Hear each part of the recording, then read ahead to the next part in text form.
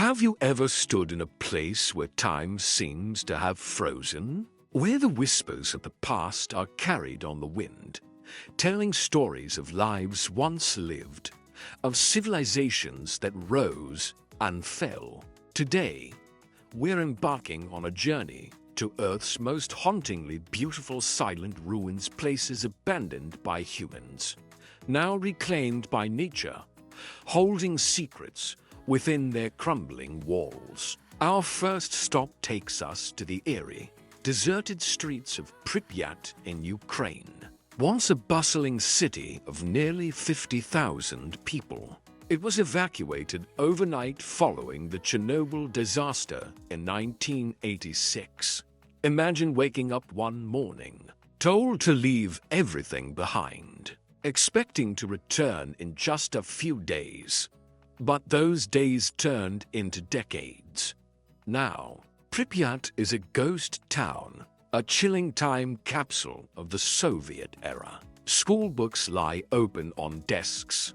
Toys are scattered in kindergarten classrooms. And the iconic Ferris wheel, which never once carried a happy child, stands as a silent monument to a future that never was. Walking through these empty apartment buildings, you can almost hear the echoes of laughter, conversations, and daily life abruptly silenced. Nature is now the sole resident, with trees growing through floors and wildlife roaming the desolate streets. It's a powerful, somber reminder of the consequences of human error and the relentless, healing power of the natural world. From the cold of Eastern Europe, let's travel to the sun-scorched deserts of Namibia, to a place called Kolmanskop.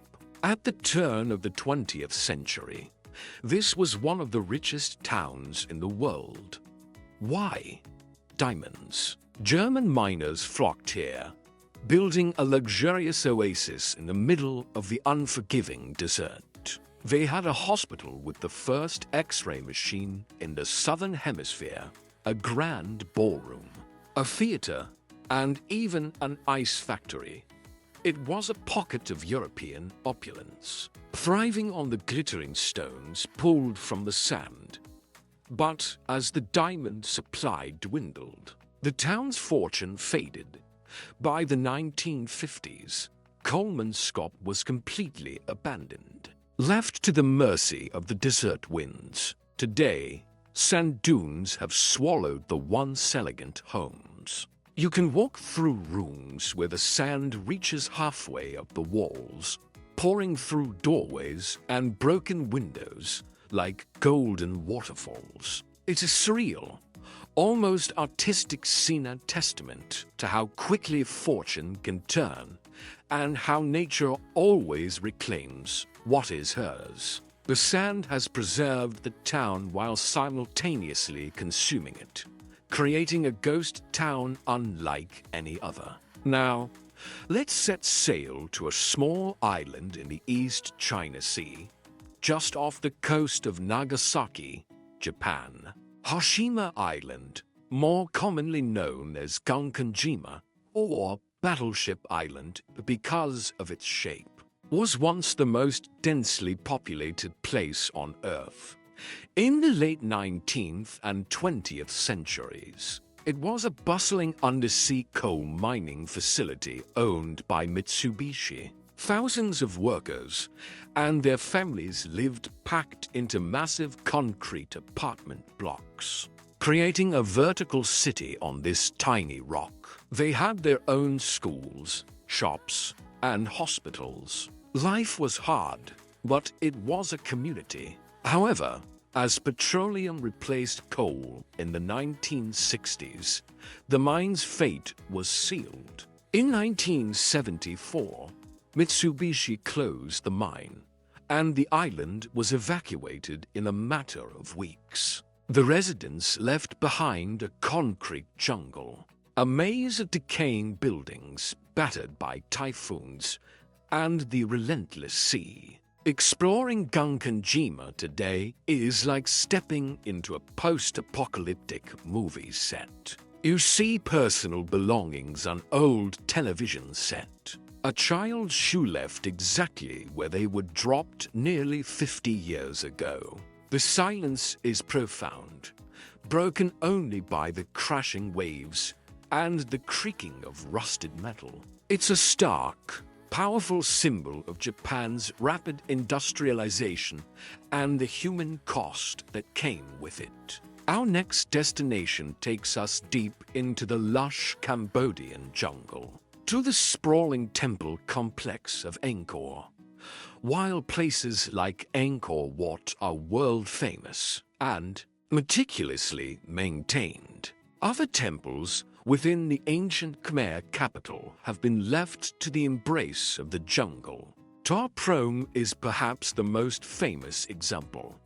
Here, gigantic silk cotton and strangler fig trees have woven their roots through the ancient stones. Massive, serpentine roots cascade over walls, pry apart galleries, and framed doorways, creating a breathtaking fusion of architecture and nature.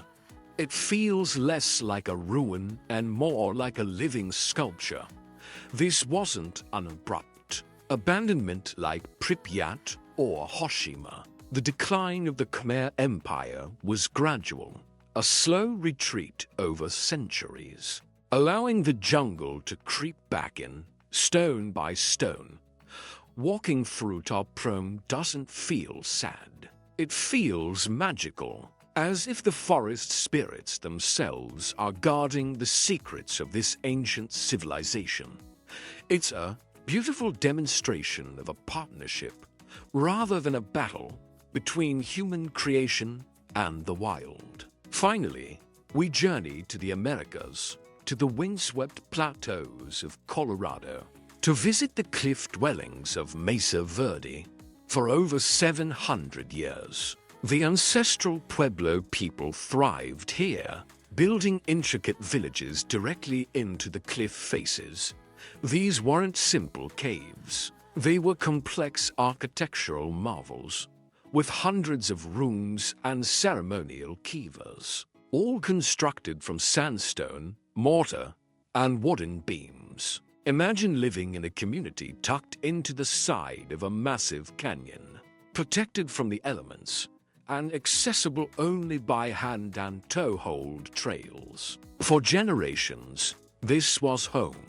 But then, around the year 1300, they left. The reasons are still debated by historians, perhaps a combination of prolonged drought, resource depletion, and social conflict. They moved south, leaving these incredible structures perfectly preserved in the dry, high-altitude air. When you stand in Mesa Verde today, looking out from the Cliff Palace, the largest cliff dwelling in North America, the silence is overwhelming.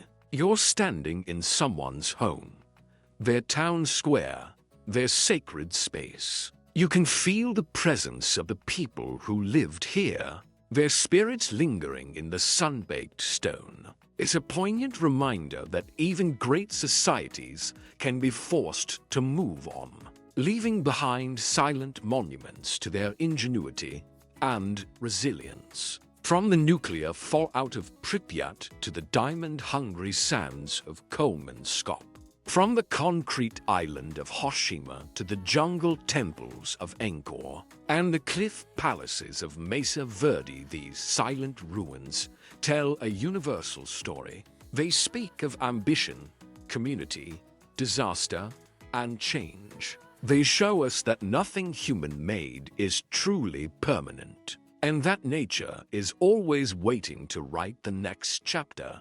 These places are not just empty shells. They are profound storytellers, inviting us to listen to the lessons whispered by the past. They remind us of our own impermanence and the enduring, quiet power of the earth itself. We'll see you next time.